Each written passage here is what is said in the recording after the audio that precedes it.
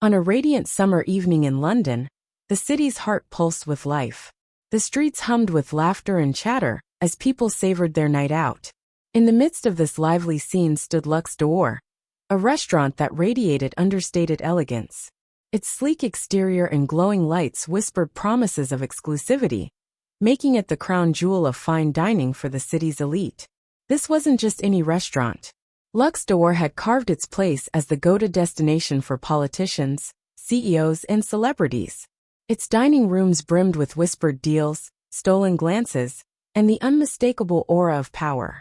Henry Bellman, the owner, prided himself on curating this sanctum of sophistication.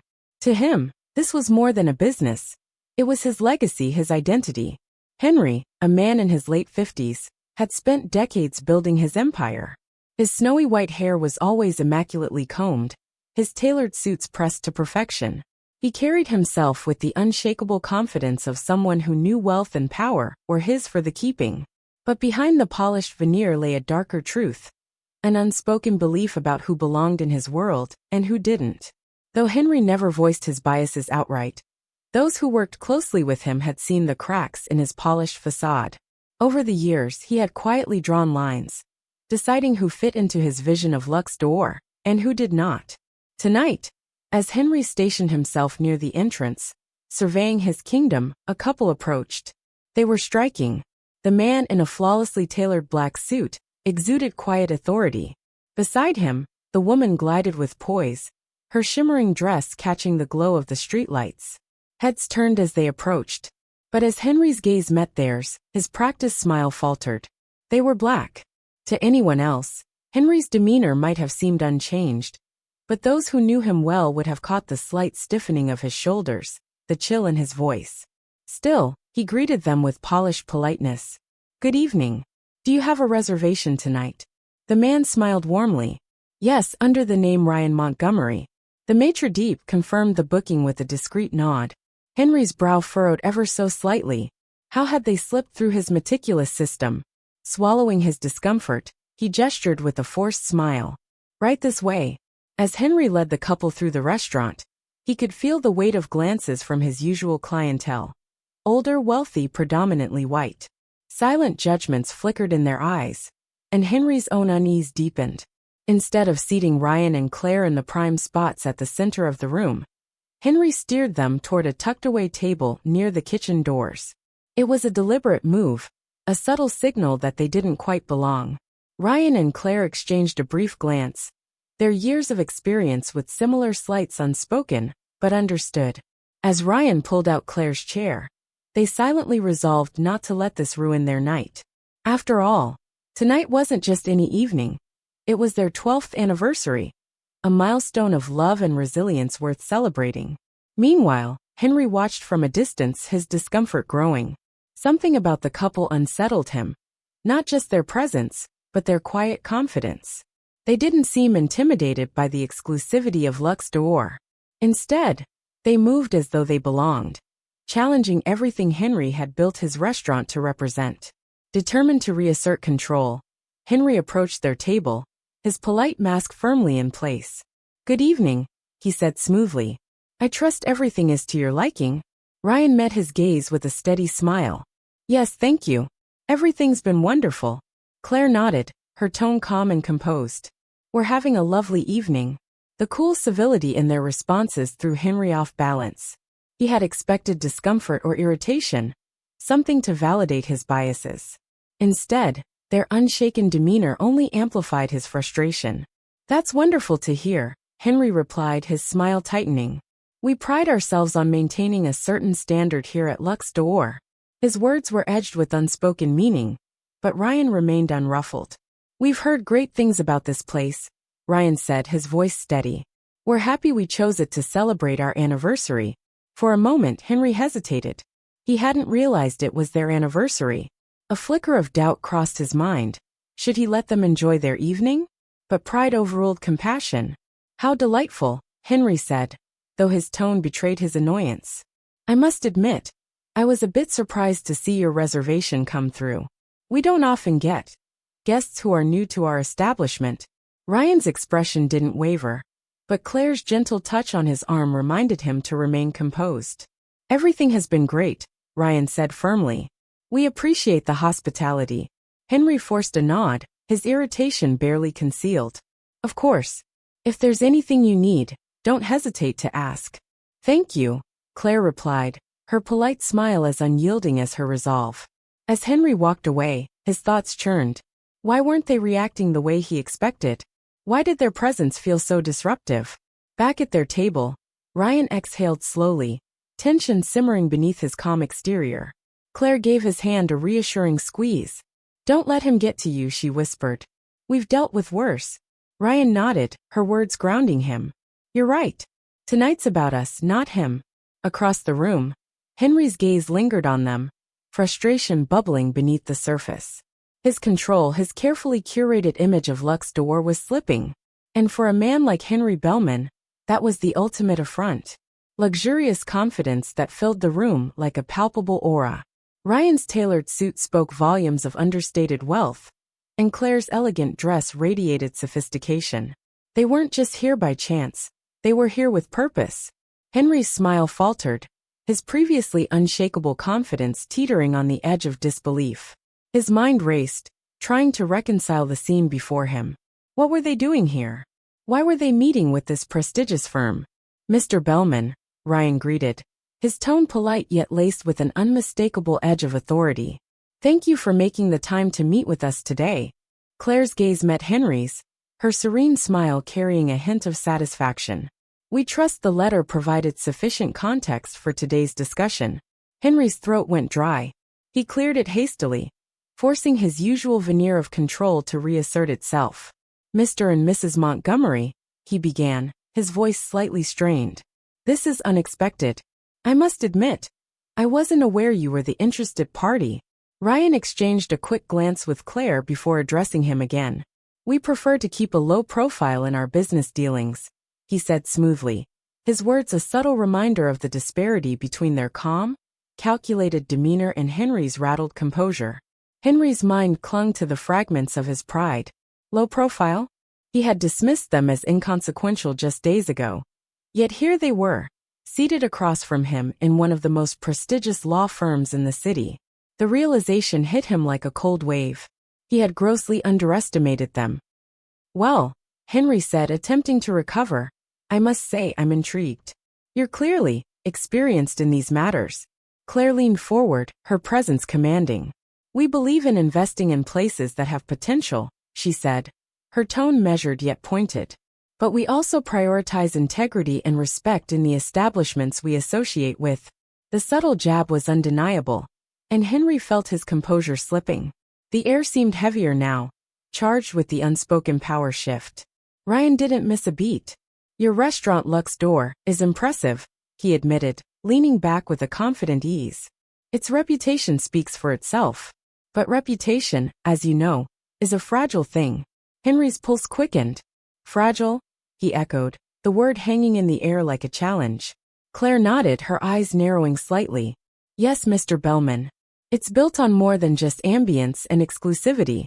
It's built on how you treat people. Every person who walks through those doors contributes to that reputation, positively or negatively.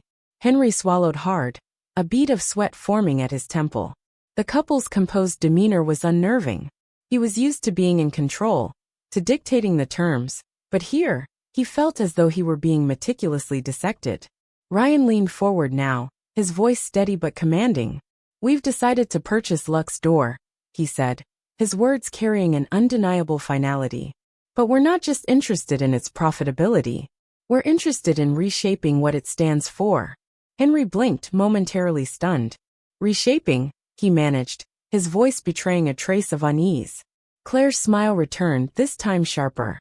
Yes, she said simply, starting with how it treats its guests. The weight of her words sank into Henry's chest like a leaden stone. He had thought this was his victory, a lucrative deal orchestrated to cement his legacy. Instead, it felt as though the ground was shifting beneath his feet, his carefully constructed world crumbling one deliberate word at a time.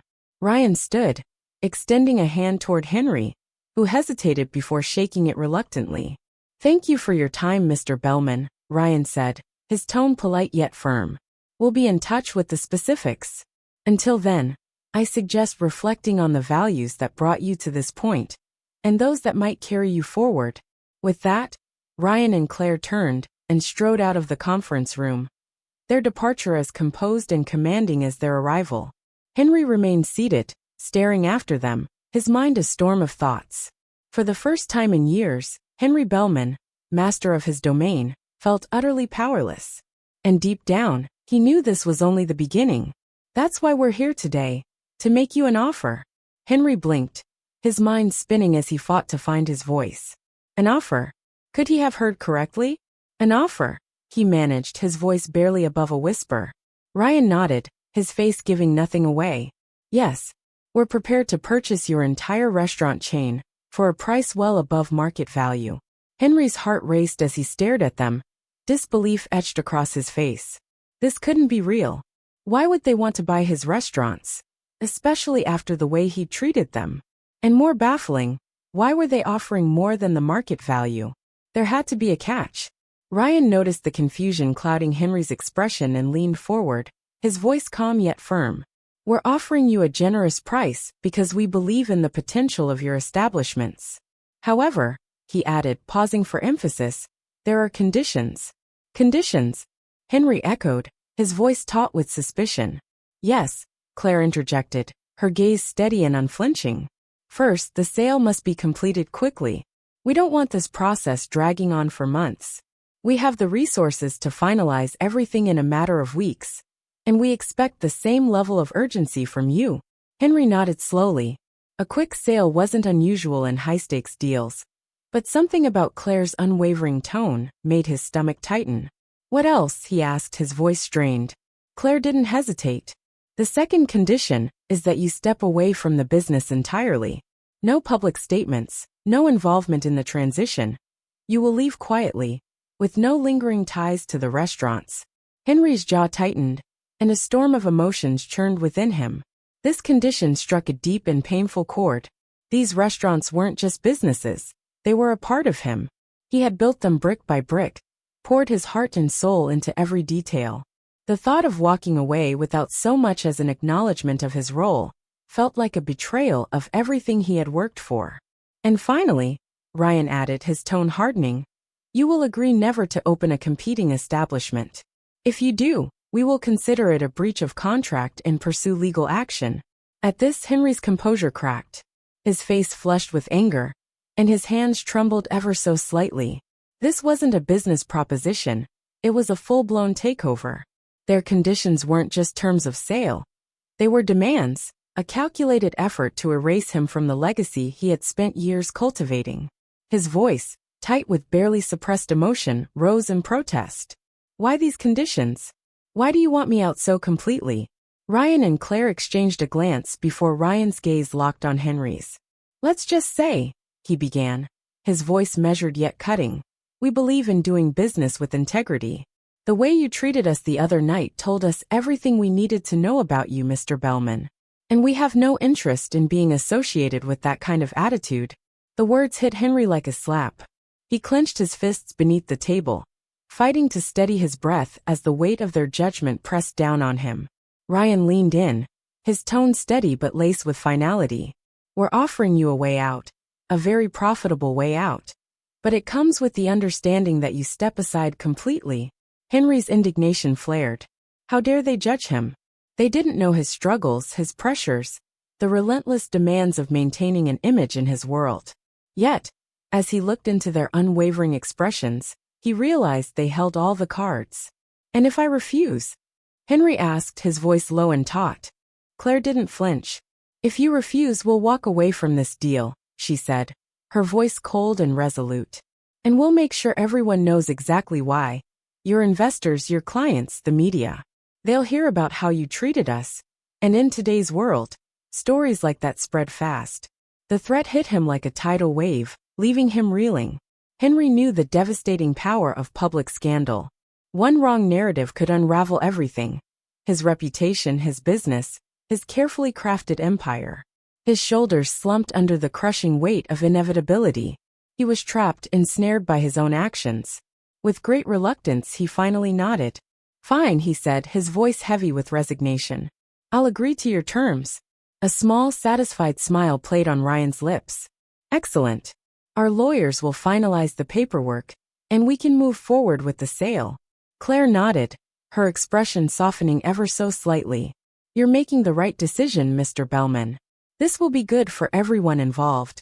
But as Henry sat there, the room buzzing with the hum of legal formalities, he felt a deep, hollow ache. He was losing more than a business, he was losing a piece of himself. When the final papers were signed, and Ryan extended a hand once more, Henry shook it mechanically, unable to summon any genuine response. He forced a stiff smile as Claire gave him a polite nod. But inside, his anger and regret burned brighter than ever. As the meeting concluded and Henry watched them leave, he remained seated, staring blankly at the polished wood of the table. Everything he had built was gone. And in its place, all that remained was a bitter truth. He had been outplayed, outmaneuvered by the very people he had underestimated. And now his legacy, his pride, and his identity lay in ruins.